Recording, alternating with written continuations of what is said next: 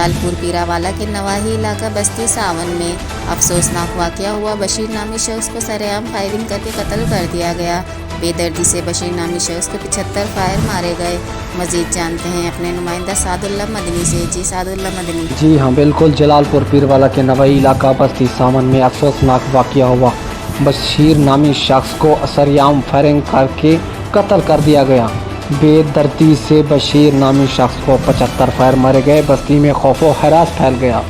قتل کرنے والے ملزمان آصف خاکی، کالی ماتم وغیرہ شامل تھے۔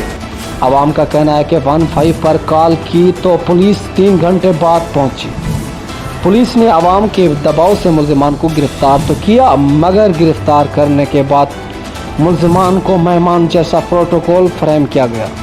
ملزمان گرفتار تھانے میں ہونے کے باوجود پولیس کو بھاری رشوت دے کر اور مقتول کے ورثاء کو مارنے کی دھمکیاں دے رہے ہیں۔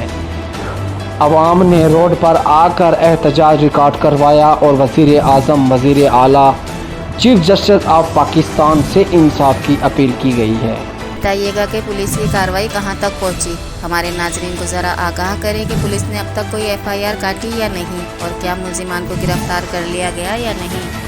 جی بالکل، ملزمان کو گرفتار کیا گیا ہے، لیکن جو ان کے اوپر دفعات لگائے گئے ہیں بالکل کمزور ہیں۔ ان کو مہمان جیسا ان کے ساتھ سلوک کیا جا رہا ہے، اور ان کو وہاں ایسے رکھا گیا ہے کہ جیسے کہ اپنے بندے ہوں۔ وہ صحیح طریقے سے مطلب کہ اپنی کارروائی نہیں کر رہے، اور ان کو جو لواحقین ہیں ان کو دھمکیاں بھی دے رہے ہیں، ابھی دھمکیاں بھی جاری ہیں۔